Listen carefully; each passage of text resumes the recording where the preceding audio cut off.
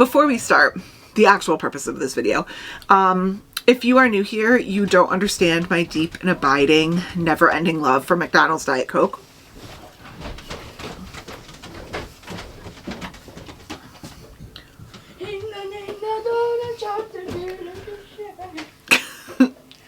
Hello. Hi, what song is that? Huh? What song is that? Nothing. Nothing? It's called Nothing. Sing it again. No. It's copyright. Oh, got it. What are you doing? Why do you not have pants on? Put down your standing. I want to try it. Hmm? I want to give you a hug. Come here. Put down your standing. You want to give me a hug? Okay, hold on. All right, the last time I did that, you kicked it over. Oh, no! You're a jerk. You gotta keep that in. Okay, Keep that bye. Go away. Have boys, they said. It'll be fun, they said. I don't even remember what I was saying anymore. I love McDonald's. Oh, I know what I was saying. Before I was rudely hit with a ball, I have a deep, unabiding love for McDonald's Diet Coke. This seems so silly now. It seemed like a good thing to tell you before, but maybe the ball jarred some sense into me. But if you like McDonald's Diet Coke and you want to elevate your McDonald's Diet Coke game, put it in a Stanley and it'll stay cold for 12 hours. I don't know where I was going with that. Bye.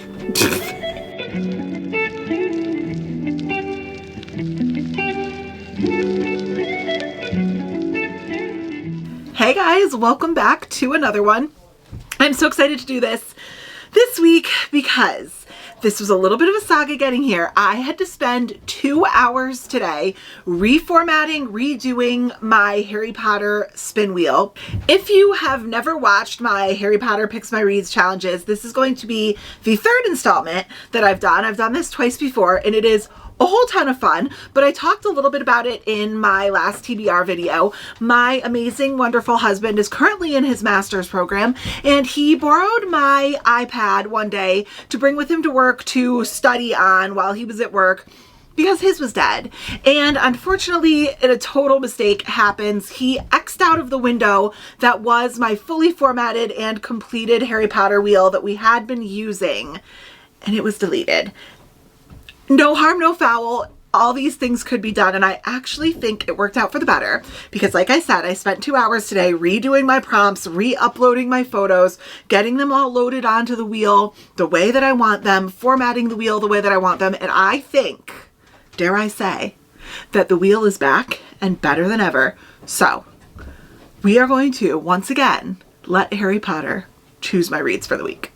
Full disclosure, it is 11:11 at night on February 1st, and I don't know how much I'm going to read tonight. I might grab my Kindle and hop in bed and go, read a little bit before I fall asleep, but if I don't, we're still going to spin tonight because I like waking up in the morning with a plan for the day. And part of my plan for the day is what I'm reading that day. So I kind of want, it makes my brain satisfied to know that I'm going to bed and I know what I'm waking up and reading in the morning. Is that weird? Little OCD issue going on there? I don't know. But let me go ahead and pull up my Harry Potter wheel so you guys could see it.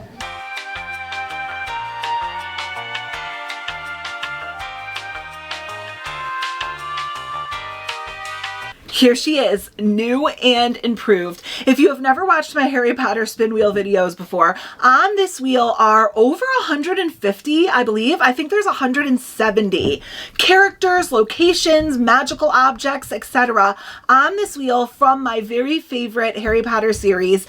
Each of these photos has a prompt attached to it that I have personally written out, and that prompt will direct us to what book we should read next. So, like with most of my challenges, I think I could probably explain it till I'm blue in the face, but what will make more sense is just doing it and watching along because they're really not that complicated. So without further ado, let us shuffle our wheel so it's in a random order, do our first spin, and see what prompt we get. I really hope we actually get good prompts on this one because it always likes to play me with the bad prompts. What's it gonna be? What's it gonna be? What's it gonna be?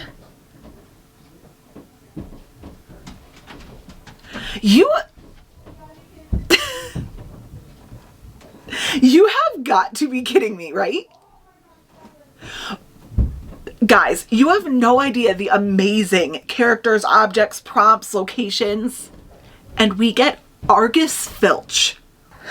Why does this game hate me? All right, Argus Filch. Cool. Okay, I have gotten my phone and we are going to scroll down. Luckily it's an A, so it shouldn't take that long. There is no way that Argus Filch is going to have a good prompt attached to him. There is no way, but okay. Amos Diggory, Aragog. Okay. Here it is, Argus Filch. Let's read it together, shall we? Argus Filch, the caretaker of Hogwarts, who also happens to be a squib, which is a person born to a magical family but has no magical powers. Squibs are very unusual. Read a book with an odd number of pages. Okay, wait a minute. That's actually not that bad.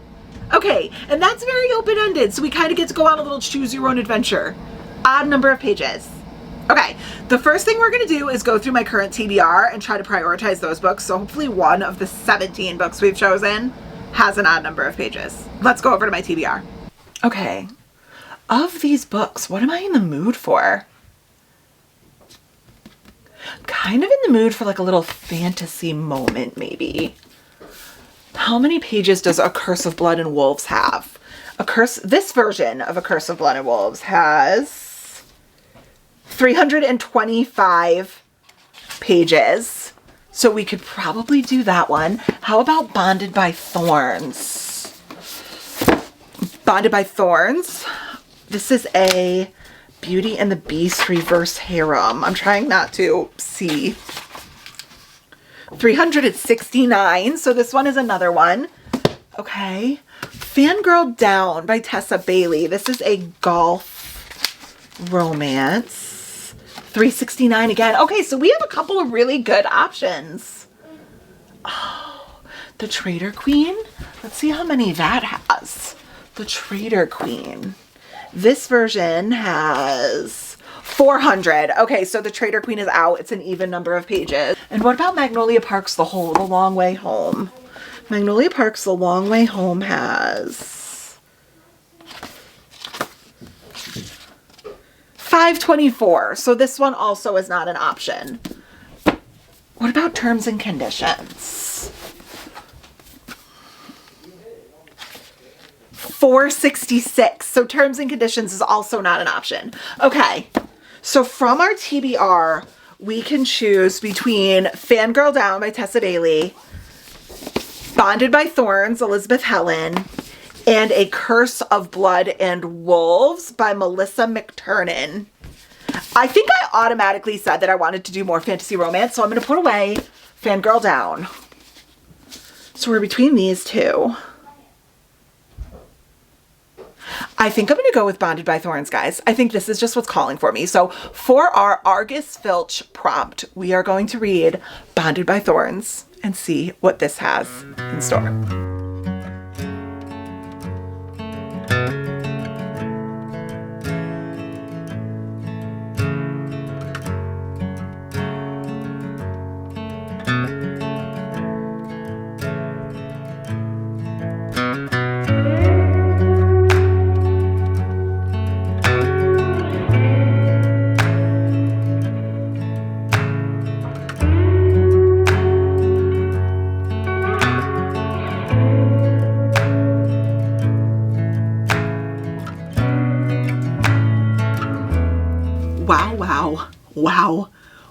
Wow. That is all I'm going to say, because I picked this book up yesterday morning and finished it last night. I read this 369 book one day, cover to cover, no audio, by the way. I'm just saying, like, with audio, that is where I get my most efficient reading done, because I can load the dishwasher, I could do laundry, and I don't have to stop. This book, I did not have the audiobook for, so I physically flipped every single page for 369 pages yesterday. Started it and finished it and gave it a 4.5 stars. This is so good. And I think I feel like I clowned myself a little bit, because in so many videos I've said I don't like fairy tale retellings, and I'm going to stick by that. I do not like YA fairy tale retellings because it's literally doing what it was branded to do. It's just retelling a fairy tale to you, right? In a YA fashion, which we've already gotten. The fairy tale was already done by Disney as YA. So it just bores me because I already know the characters and what's going to happen and what's being done. And do they change maybe some minor details? Sure, but the idea of the story stays the same. So I'm going to stick by the fact that I do not like fairy tale retellings before you guys jump in the comments and say like, so you do like fairy tale. I like fractured fairy tale reimaginings. They have to be done in a darker, smuttier, is a plus, way. And that is exactly what Bonded by Thorns did. This is a Beauty and the Beast retelling, except add fae and a little bit of like reverse harem wide shoes smut. Oh my God, so good. So we all know the story of Beauty and the Beast. I'm not going to go too far into it because like if you've seen the Beauty and the Beast, like put this between these covers and add a little bit of smut, add a little bit of darkness. But we follow our main female character, Rosalina, whose father gets taken prisoner in the Fae realm, and she goes and swaps spots as prisoner with him. And she is now stuck as a prisoner in a castle with 4 Fae men who are being held under a curse. And she is going to try to help them break the curse in order to earn her freedom. It is so good. In fairness, the smut that we specifically get in this one wasn't what I was expecting, but I think it's setting it up for more like reverse harem, wide shoes smut moving forward in the series, which I will absolutely be doing. But this was 4.5 stars. I loved it. 1 book in 1 day down. And not only is that book on my January TBR, I mean February, what month is it? What year is it? So not only is Bonded by Thorns on my February monthly TBR, but it is in my 25 and 25 list for the 25 books I want to read this year. So we get to go ahead and check another book off of my 25 and 25 list and a book off of my February TBR as well. Not to brag, guys, because it's way too early in the year to be bragging, but I am already 3 books down on my 25 and 25. If I read 3 of the books off of this list a month, I will actually complete my yearly TBR, which literally never happens. So we are heading in the right direction. Okay, so now we have to pull up our wheel again. Oh, we only have 5% battery, so we got to do this quick. We are going to do our second spin. Filch was not a nice choice, but it turned out okay because it was a rather generic prompt. So let's hope we get a nice one today. Okay, ready? 1, 2, 3. Let's get like a nice prompt today, like a Harry or a Hedwig. Let's see. Golden Snitch. Okay, the Golden Snitch. This isn't a bad prompt. Can I guarantee that it's a good prompt? I have no idea because I don't remember because there's 1,000 prompts on this list, but that can't be bad, right? It's the Golden Snitch. We have to pull up our prompts. Scrolled to G, Igor, H, G. Okay. Oh my God, this is a long one. Jeez Louise, am I going to be able to get this in one screenshot? We're going to do our best. Okay, here you go, guys. I might have to break it up into 2 screenshots, but here is the Golden Snitch. The smallest and fastest of all the balls used in the sport of Quidditch and was to be found by the Seeker. The team whose Seeker catches the Snitch receives 150 points and the game is over. Fun fact, the game of Quidditch was originally played where the Seeker had to catch a little golden bird called a golden snidget. However, an alternative was sought for a few reasons. Too many snidgets were being harmed, and the crowd started bringing and releasing their own snidgets during the games, which caused confusion. Therefore, the Golden Snitch was created by metal charmer Bowman Wright and used forward. Read a book with gold in the title or having a theme of gold/metal in the story. Oh my God. Okay, we have to go search for some options. My hair is particularly wild today. Wow, that was an extensive search. I apparently have like a ton of options for this. Some of them work, some of them don't. Some of them I'm just not kind of in the mood for. So let's discuss a couple of different things. There are a couple of books that fit the prompt, but that I wouldn't be able to read. For example, Golden Sun and Iron Gold. These are both in the Red Rising series, but I haven't read Red Rising yet, so I can't jump straight into those. And then also there's books like The Iron King. This would work as in a medal in the title. However, this is a YA fantasy by Julie Kagawa. It does have fae. I've heard it's decent. I'm just not in the mood for YA. One of the things that worked so well for me right now with Bonded by Thorns was the smut and the adult like nature of it. So I don't want to force myself to read YA because I'm just not in the mood for it. But this, The Iron King, probably would fit the prompt. Also, Silver Nitrate by Sylvia Moreno Garcia would have fit the prompt. This is like a horror fantasy thriller type deal from what I understand, and I'm just not in the mood for a horror right now. Then there were two romanticises, A Crown of Ash and Silver or A Reflection of Silver and Crimson. I could have used both of those, but they would have probably been fine. But these two just didn't grip me as much as the ones that I am going to choose as our official options. But if you guys want to jump onto Amazon, Goodreads, whatever, and look these two books up, they do sound like really, really good romanticises. Just not quite what's grabbing me right now.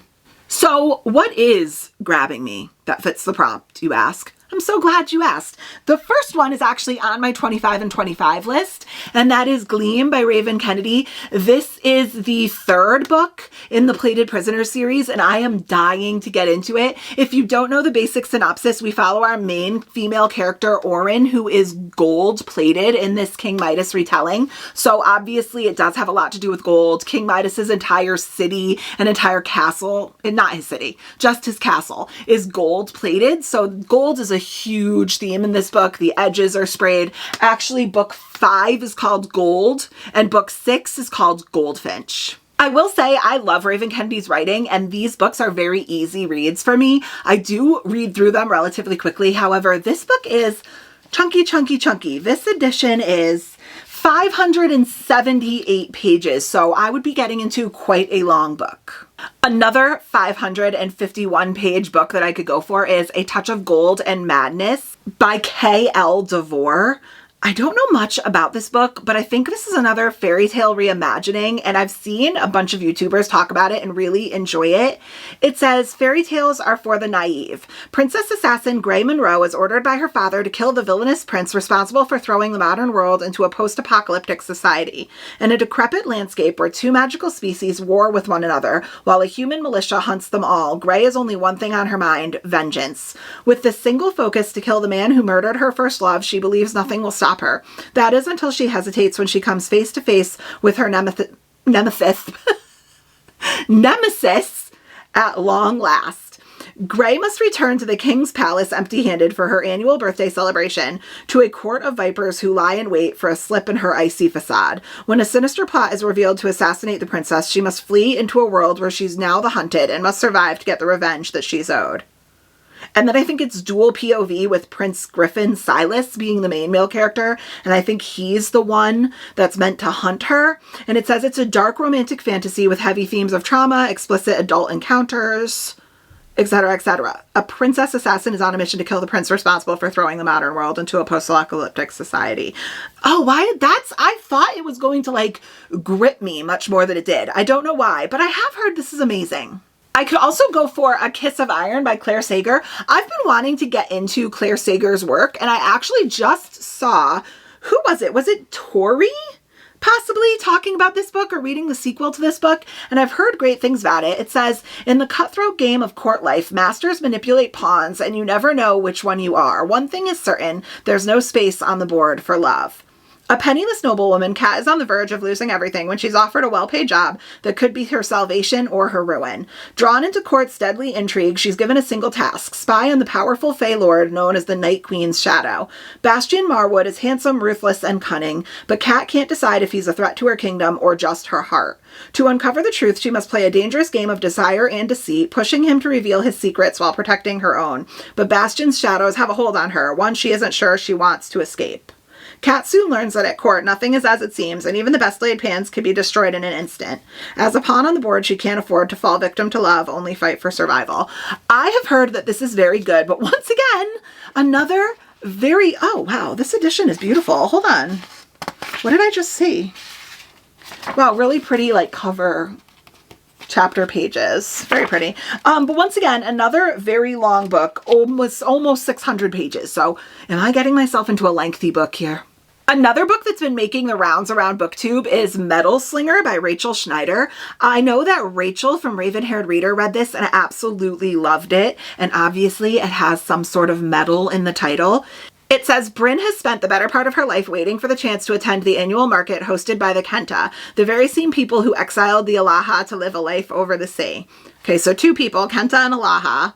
A rite of passage for all young guards. She's not sure what to expect from it, but breaking a century-long peace treaty certainly isn't on her map. Neither is the encounter with an enemy soldier.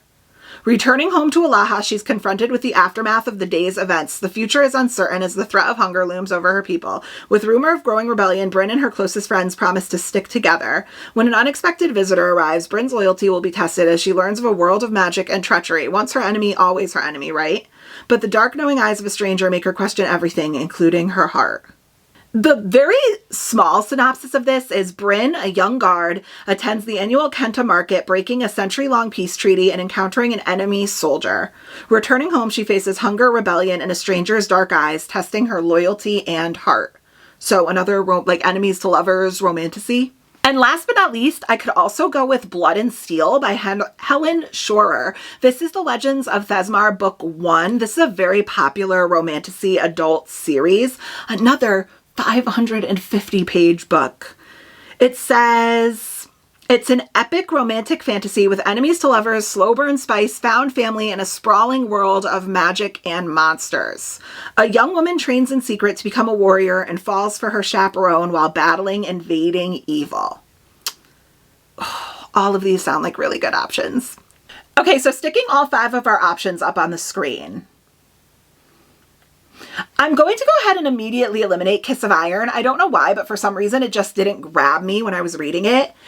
And I also think for that reason, I'm going to eliminate A Touch of Gold and Madness. I don't know why. Like, I do want to read this book, but for today, when I was reading the synopsis, it didn't, like, pull me in. And then I'm going to eliminate Blood and Steel as well, because I don't know that I want to get into another series. So Gleam and Metal Slinger. Gleam is the third, so I'd be continuing on with the series. And Metal Slinger so far is a standalone. Oh, what do I do? This is hard. But I think I'm going to go with Gleam because I think when I think about the prompt, it fits the prompt better. Although they do both incorporate metal in the relative like storyline and title, the prompt was the golden snitch, so I was really hoping I could specifically incorporate gold, and I think Gleam does all of the above, so. Let's knock down number 3 in the Plated Prisoner series. I'm so excited to be back in this world. Raven Kennedy, you have done it again. I don't know what you inject into these books that just makes me pick up a 600-page book and not be able to put it down. This took me about 2.5 days to read. I was so busy, but every time I put this book down, I was thinking about picking it back up. I was thinking about the characters. I was thinking about the story. I was like, what are they going to do? What's going to happen? What's going to materialize between them? I just live and breathe the Plated Prisoner series. This is a 5-star series for me. And on Goodreads, I gave this a 5-star because despite it being 2025 and literally every other service doing it, the most well-funded book social media app doesn't do half stars, which you can never explain to me and make it make sense, but whatever. I actually am giving this a 4.5 stars. This was incredible. And honestly, if you forced me to give it a 5-star, I probably could. I could justify it. However, I will say that when I'm thinking critically about this book, nothing much happened in it, really. I mean, the romance was fabulous. If you're invested in the storyline, since this is book 3, it's fabulous. You know, just your typical female main character, Orin, who is gold-plated, being held captive in a cage by King Midas. So it's a King Midas retelling. If you're invested in the story since book 1, this could be a 5-star. However, when I'm removing the emotions from it and I'm just thinking about like the plot line and the technical aspects and things like that, it's probably a 4.5 star because in fairness, there wasn't a ton of plot in this one, but I think we're setting up a ton of action for the next book, which is Glow. I always forget what order these come in, which is Glow. So 4.5 stars. absolutely incredible. Please, if you are questioning whether or not you should pick up the Plated Prisoner series, please do it. I swear I'm just flying through books this week. So we have to do spin number 3. And here's hoping that it actually gives me a good prompt. Although the Golden Snitch wasn't that bad. So I guess I'm being a little hard on it. But let's see what spin number 3 is going to give me. I have such great, fabulous, like popular characters, popular items. And I always get like the villains and the unliked characters. Are you kidding me? Oh, okay, that's not the one I thought it was landing on. The Invisibility Cloak. Okay, this is a good one. One of my favorite magical objects, the Invisibility Cloak. Okay, let me go grab my phone and we will see what the prompt is for this one. Phone has been obtained, and without further ado, here is the prompt for Invisibility Cloak. It's another long one, but let's read it. Okay. Invisibility Cloak. An exceptionally rare cloak gifted to Harry by Albus Dumbledore because the cloak was once owned by Harry's father, James, and had been passed down in the Potter family for generations. Harry then eventually passed the cloak to his oldest son, James Sirius, but it is stolen by his younger brother, Albus Severus, so that he can escape from bullies. Read a book where the characters have powers, one of which could be invisibility. Oh my gosh. The characters have powers. Oh, we have a couple of options here. Let me go grab some. I am back and the furnace is on. The battle continues. Okay, so I grabbed 1, 2, 3, 4, 5. I grabbed 6 options. I don't think all of them work. Let's talk about it. So the first book I thought of, like in my head, was The Invisible Life of Addie LaRue. However, upon reading our prompt, I'm going to remind you right here, it's not necessarily the word invisible, it's a character that has powers. Now, if I can find a character that has powers that also happens to be the power of invisibility, great. But it's specifically a character that has powers. So when I thought about this, I don't really think this works because Addie isn't actually invisible. I think this is a book about feeling invisible, which she isn't. So the more I think about the actual prompt being about a character that physically has powers, I don't think this works. So I don't think we're going with this, but comment below if you disagree with me. So then I took a look at our current TBR for the month of February, and I think 2 books might fit the prompt that are on our TBR. The first one is Heartless Hunter. This is about a witch and a witch hunter. I don't know much. Like, these prompts are kind of hard to pick because it's hard to pick a plot point type of prompt when you haven't read the book, because I'm just going with what I've heard. And being that this character's a witch, I'm assuming she has some sort of powers. Also on February's TBR is A Curse of Blood and Wolves. This is a wolf shifter romantasy, so shifting powers. I could also go into Zodiac Academy, The Awakening. This is book 1. I have already read this. This would be a reread, but I'm not feeling totally comfortable that I absorbed all the information when I read this the first time, and I don't feel comfortable moving on in the series without rereading this, but all of the characters in this book have some sort of powers. Next is the book that I honestly think fits the prompt best. Character that has powers, even a bonus if it's the power of invisibility. Renegades by Marissa Myers. This is literally a book about superheroes in a city. And I think the Renegades are the superheroes. I think they're fighting back against some like government type of deal. I don't know. But it says secret identities, extraordinary powers. She wants vengeance. He wants justice. However, there are so many characters in this book that if you look in the first couple of pages, there's like a cast of characters, like a character glossary. And if you're going through like Nightmare never sleeps, the detonator can create explosives, phobia transforms his body into the embodiment of fears. If you keep going down that list, you will get to the Dread Warden of the Renegade Council. His name is Simon Westwood, and his power is that he can turn invisible. So, like I said, I think technically this one is the one that fits the prompt the best, but I'm not in the mood for this. So we have to deal with that. And last but not least, I grabbed The Fake Mate by Lana Ferguson. This is about 2 wolf shifters who agree to be fake mates but unexpectedly find something real in this steamy paranormal romantic comedy. I have read quite a few fantasies in a row right now, and I'm kind of feeling like I don't want to get burned out, so I kind of am feeling a romance. Actually, I just thought about a 7th option that is on my Kindle Unlimited library right now, and that is The Lady of Rooksgrove Manor. I'm not entirely sure about this, so if you've read it, comment below. But this is a paranormal, historical, like erotica, like a monster erotica book, I believe. However, I am almost positive that one of the monsters is invisible. I don't know if he's a ghost or if he's invisible, but I guess ghosts are invisible. However, is a ghost a power? I don't think so. Okay, so looking at all our options, unfortunately, I think The Invisible Life of Addie LaRue and The Lady of Rooksgrove Manor I'm going to eliminate because I don't think those have invisible characters, but I don't think it's necessarily like a character that has powers of invisibility. I don't know if I can describe that, but I just don't think they fit the prompts the best. So if we're looking at Heartless Hunter, A Curse of Blood and Wolves, Zodiac Academy 1, Renegades, and Lana Ferguson. Okay. As much as I want to read it, I think I have to eliminate Heartless Hunter because I don't know if a witch, I guess a witch, I don't know. I don't know if that's necessarily like a character who has powers. I don't know. Is a witch a power? I'm not sure. Like they can cast spells, I guess, but I'm going to go ahead and eliminate that one. I'm also, oh my gosh, what do I do?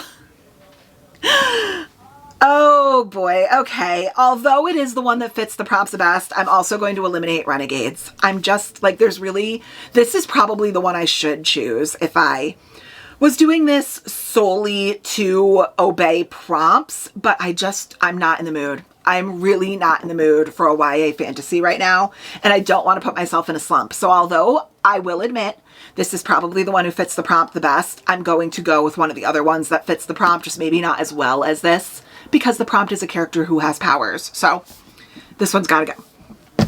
All right, so if we're looking at Zodiac Academy, The Fake Mate, and A Curse of Blood and Wolves. All right. I'm going to go with my gut on this one, and I'm going to go with The Fake Mate by Lana Ferguson. I really just want to break up my fantasy reading right now. I'm in the mood for like a cute little Lana Ferguson smutty romance, so we're going to read The Fake Mate.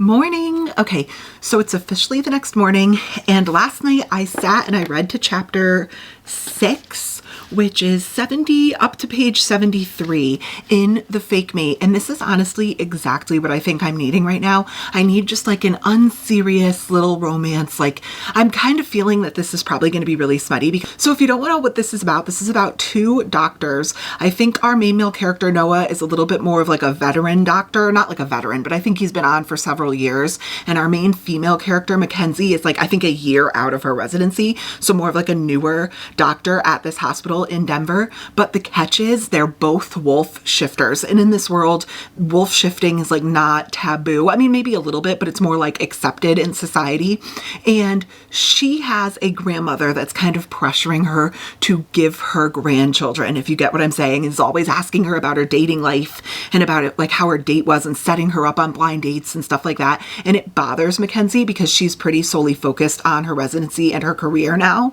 And then Noah, on Noah's side, he is an alpha, which means that he has this stereotype in their world of being more like aggressive and unpredictable. And because of that, it's causing problems in his work life because the rumor or the confirmation that he's an alpha is now kind of like out at the hospital. So it's causing him problems in his work life. And they strike up this deal that for Mackenzie, in order to get her grandmother off her back, and for Noah, in order to dispel this stereotype that he's so wild and out of control as an alpha, they are going to fake a date. And that's kind of all I've gotten at this point. It's just kind of struck up, but it's very cute. It's very unserious. And this is exactly what I need today because I actually have so much I need to get done. I have like 4 loads of laundry that I have to wash, dry, sort, and put away. And I just have a couple of like around the house things I need to do. Plus I might need to run to the store and go grocery shopping. We got snow in the last couple of days and we have eaten through all of our snacks because we've been in the house. So because of that, I went ahead and I did redeem an Everand credit so that I can listen to the audiobook, and that is what I'm going to do. So I'm going to put this in my ears, get some chores done, and I will come back in just a little bit with an update. I'm really hoping with how fast this is going that I can finish this today. Okay, I'm back with an update, but before I start, has anyone discovered Fruit Riot yet? Because they make these sour grapes. It says they're freshly frozen grapes splashed with lemon juice and a sour candy coating. And you could get either mixed berry, green apple, or lemon lime. I found these at Target and I'm absolutely obsessed with them. But warning, you have to like super, super sour things, like Warheads times 10, because these, I love sour. And these are the most sour things I've ever tried in my entire life. So they are my new fascination. It's so sour. Oh my God, but they're delicious. Sour, but delicious. Anyways, so over today, I've been doing all my chores and my errands, and I've had this playing in my ears on my audiobook. I'm still recovering from that grape. Oh my gosh. Okay, anyways. And I have made it about, I would say like 85% of the way through the book. I'm now on page 290, chapter 22. And I'm liking it. I've read one other Lana Ferguson. I read The Nanny by her. And this is way spicier than that. I'm going to be totally honest with you. If you look this book up on like Goodreads, Amazon, they categorize this as like paranormal, Omegaverse romance. I'm not super experienced in Omegaverse. I've read a couple, but not many. But to me, this is Omegaverse erotica. Like, this is more than romance to me.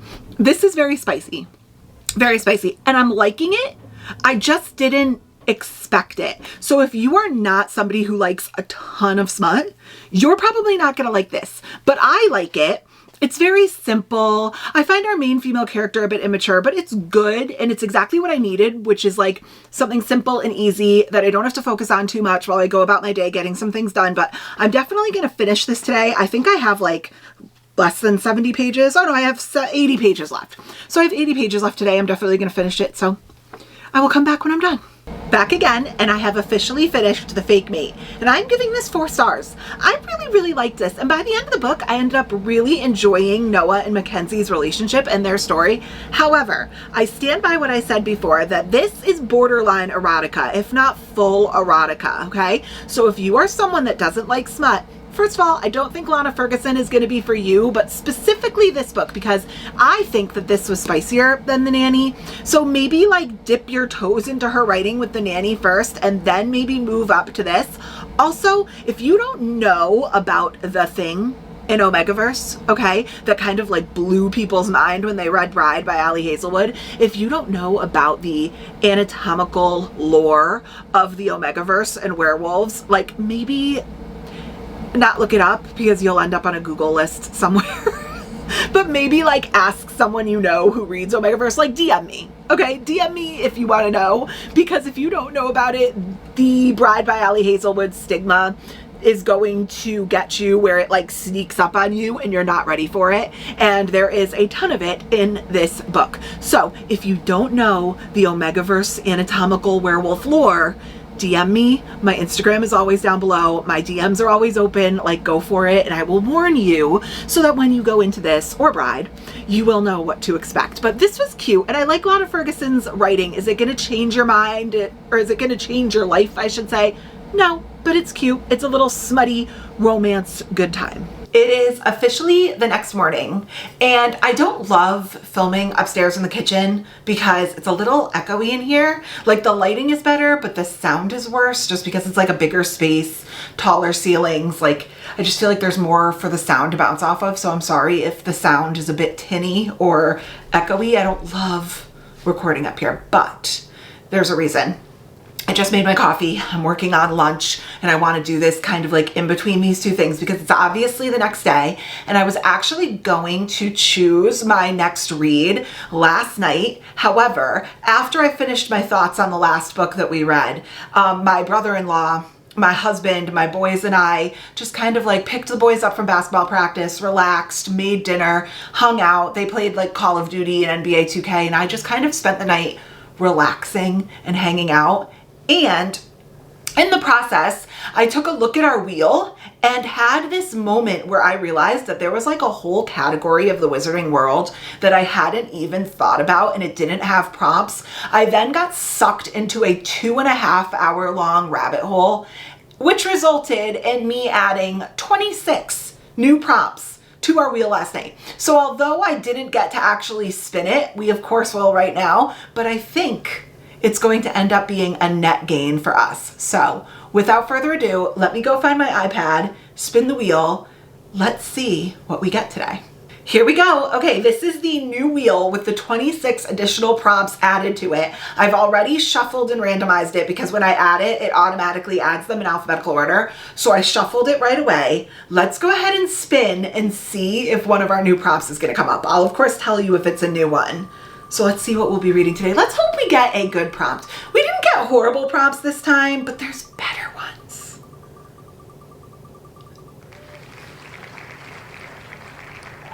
Huh.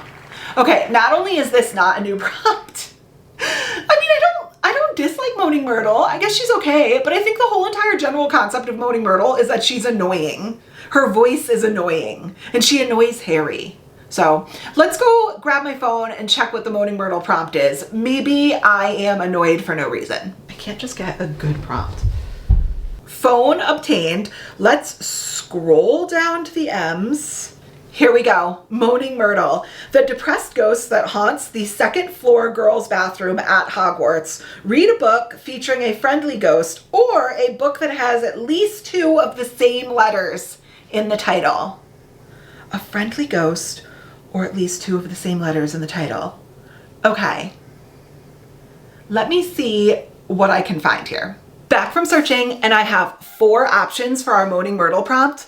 Let's talk about them. Okay, so just a reminder, this prompt has 2 options, and I started doing that as I added prompts to the wheel because it gives us more variety and also just kind of varies it up a little bit, especially if a prompt happens to come up twice as we do this more. So we could choose either a friendly ghost or 2 of the same letter in the title. So let's do our friendly ghost options first.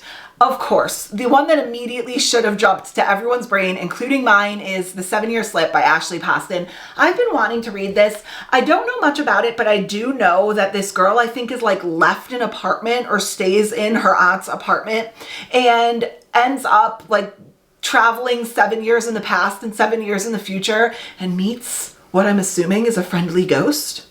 I also grabbed The Love of My Afterlife by Kirsty Greenwood. This just says a recently deceased woman meets the one in the afterlife waiting room, scoring a second chance at life and love if she can find him on Earth before 10 days are up. So at the time that they meet in the afterlife's waiting room, they are both technically ghosts, correct?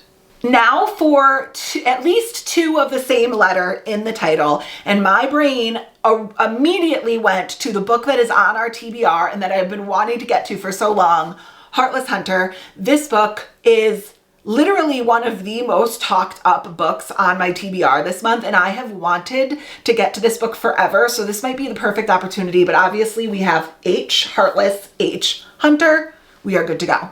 I also grabbed Butcher and Blackbird, 2 B's in the title. I think this is about 2 serial unalivers that meet up every year and end up falling in love, I think.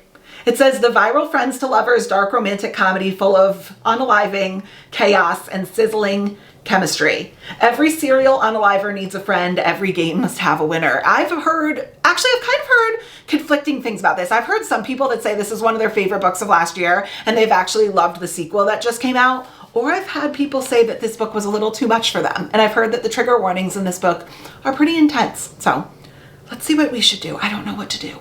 Okay, here's our 4 options. 2 friendly ghost options, 2 same letter options. The first one I'm going to eliminate is Love of My Afterlife.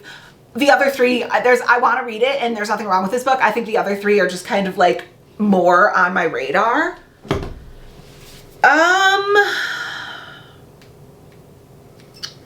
also going to eliminate Butcher and Blackbird. Once again, I want to read it. Nothing wrong with this, but the other 2 are just calling to me more. So now the question becomes, am I in the mood for a romance with a friendly ghost or like romantic fantasy, I'm assuming? Romantic fantasy between a witch and a witch hunter. Okay. I think I am going to go for Heartless Hunter, not only because this is on our February TBR, but because I am dying to read this book because you all have talked it up so much, and now I just have FOMO and I feel like I'm missing out. So I'm going to go ahead and start Heartless Hunter today.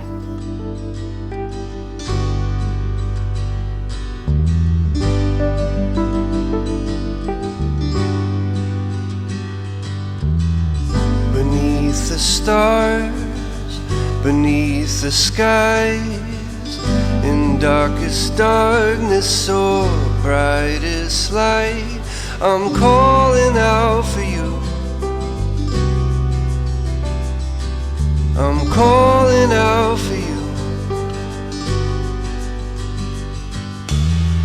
Within the storm, within the fire. Good morning. It is the next morning and I'm here with Heartless Hunter update. So yesterday I admittedly am not reading my Owl Crate edition. I've been switching back and forth between my regular Barnes & Noble edition and my Kindle. So yesterday I got 51% of the way through Heartless Hunter. I am on chapter 30, page 207. So my visual learners, I've got you. I've read the top portion, have the bottom portion left to go. 51% of the way through, and I'm really liking this. I am really liking this. And I was looking at it on Goodreads. I think I still have it pulled up here. For the tropes, hold on, let me get there. Not the tropes, like the categorization of this book. And Goodreads has it categorized as fantasy, romance, romantasy, young adult, witches, enemies to lovers, magic fiction. And let's talk a little bit about what it's about. So we are following our main female character, Rune. Rune's parents unfortunately passed away when she was young and she was raised by her grandmother, who is a witch. Now at the time, the witches and the humans were living like, simpatico, like they were fine. Everyone was living in harmony. We were good. Something happened in their world and the humans turned on the witches and started purging them. The witch queens were unalived. The world, like the witches were dragged out into the street and done away with, and it is no longer safe to be a witch. Now, when the humans and the witches were living in harmony, one of the ways that you could tell someone was a witch was if their bodies were cut at all, their scars weren't a normal like flesh tone scar, they turned silver, and at the time they were considered a thing of beauty, and the witches were proud of their silver scars. However, when the world went topsy-turvy and it was no longer safe to be a witch, these scars were something that had to be hid, because that was one of the ways that you were identified as a witch, to be purged. Our main female character, Rune, hadn't displayed any signs of being a witch. Her grandmother is one, but her parents were not, so they assumed that she was safe and that she wasn't a witch. However, upon becoming a young woman, it was obvious that she was a witch. However, she had not been cut at all in life, so there's really no way to outwardly physically tell that she is one. So this is a dual POV, and our main male character's point of view is from Gideon, and he is a witch hunter. However, the story gets more entrenched because Gideon's younger brother Alex is best friends with Rune. Rune was put in a horrible position when she was younger that she had to turn on her grandmother and turn her in, who was like, her grandmother was like the most important parent figure, female figure in her life, and she was put in a horrible position where in order to keep herself alive, she had to betray her grandmother as a witch. So she has now turned into a vigilante at night, the Crimson Moth, which in the UK, this book is not called The Heartless Hunter, it's called The Crimson Moth, so that's not a spoiler. She has basically turned into a vigilante, smuggling witches out of their city at night under the name The Crimson Moth.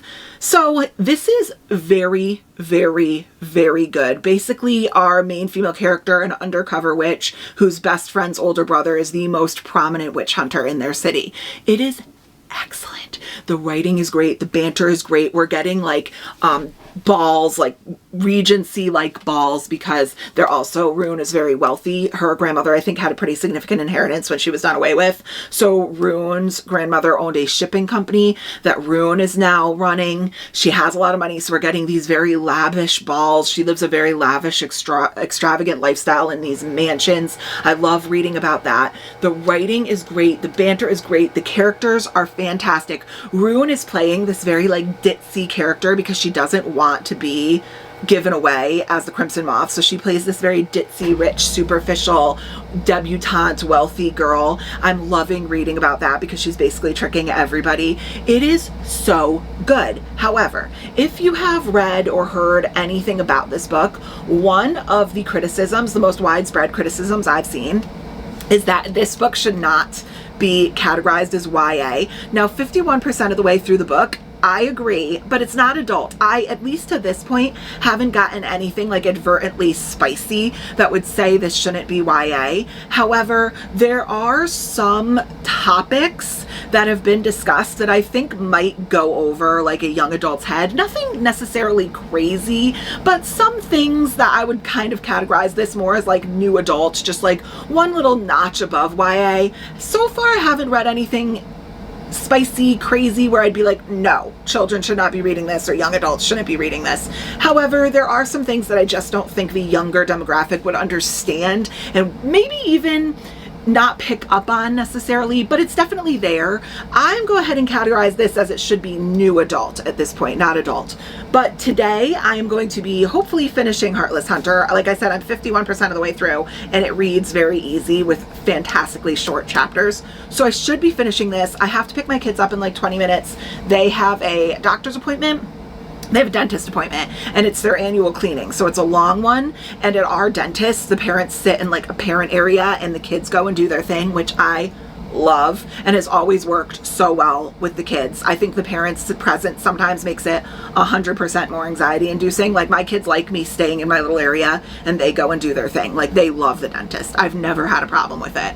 So I will be able to kind of put my headphones on and get some of this done during their appointment. And then I also have to prioritize reading some Immortal Dark today for the Homey and Homely book club. So I have a game plan. Hopefully I'm coming back later with an update that I've finished Heartless Hunter.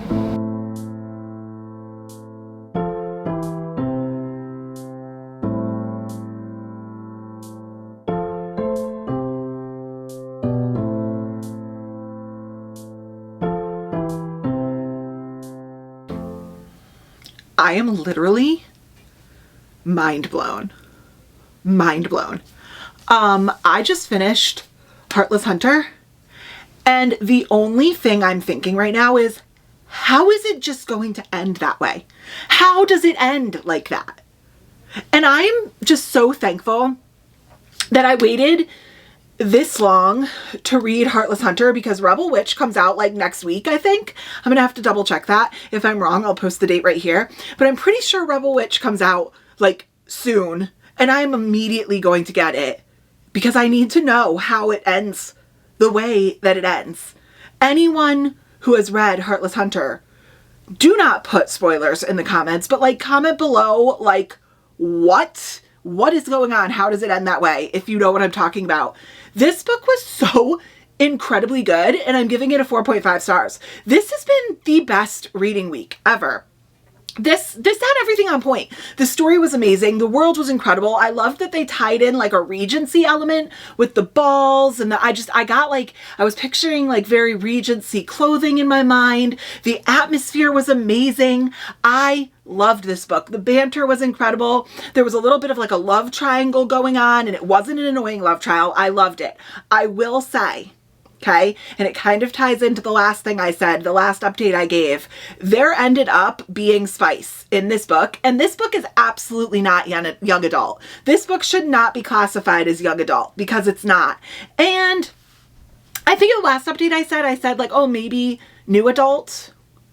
I guess I could stand by new adult because it's not super explicit or like super repetitive spice, but it's definitely there. So I definitely would disagree with the categorization of young adult. There are mature themes in this book. There are mature topics, discussed and touched upon.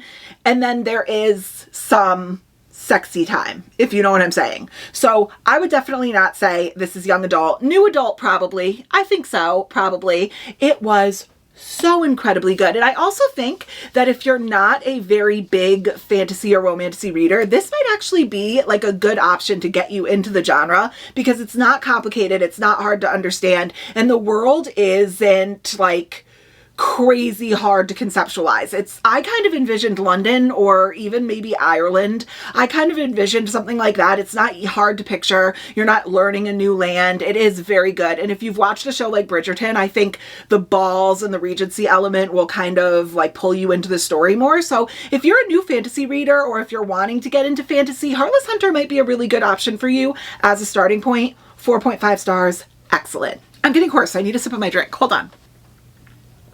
My drink of the evening is a Sour Patch Blue Raspberry Ghost Energy drink, because I am dragging butt today. Okay, so with that, let's talk about our reading week as a whole. We read 4 total books this week. Look at how pretty this stack is. Beautiful. And these were some chunky books too, especially our second one. So let's really quickly go over a recap of the prompts and the ratings that I gave the books. So we started off on not a great prompt with Argus Filch, and this prompt was a book with odd number of pages, and I chose Bonded by Thorns. This was excellent. Beauty and the Beast reimagining, and I gave this a 4.5 stars. And then we spun the Golden Snitch prompt, which was a book with the theme or title having to do with gold or a metal. And I read the 3rd book in the Plated Prisoners series, which is Gleam by Raven Kennedy. I love this series. So good. And I know I didn't talk about it too specifically or too much in this video because it's book number 3, but please, if you haven't, pick up book number 1. This series is so good. I also gave this a 4.5 stars. Then our 3rd prompt was the Invisibility Cloak, and this prompt was having a book with a character that had powers, and I read The Fake Mate. This was about 2 wolf shifters, and I gave this a 4 star. This was kind of like not more smut than plot, but a lot of smut, and not a very complicated plot. So it was very good, 4 stars. I like Lana Ferguson, but you have to make sure that you like spice in your books, because if you don't, steer clear. So the last spin, we got Moaning Myrtle. It had 2 prompt options, and the one that we decided to go with was a book that had at least 2 of the same letter in the title, and we chose Heartless Hunter, and I just spoke about it, but we gave it a 4.5 stars. So we had 3 4.5s and 1 4-star book this week. What an incredible reading week. And that's it, guys. That was our reading week. I do not have confidence that I will finish my TBR this month because, as usual, they're huge TBRs. But I'm making pretty good progress, I think. And I have a challenge coming up next week that's going to help me make even more progress. So if you have stuck around this entire time, comment the bag of money charm for gold and gleam. And then do all the things that you are so professional at doing, like, comment, subscribe, and I will catch you in the next one. Bye, guys.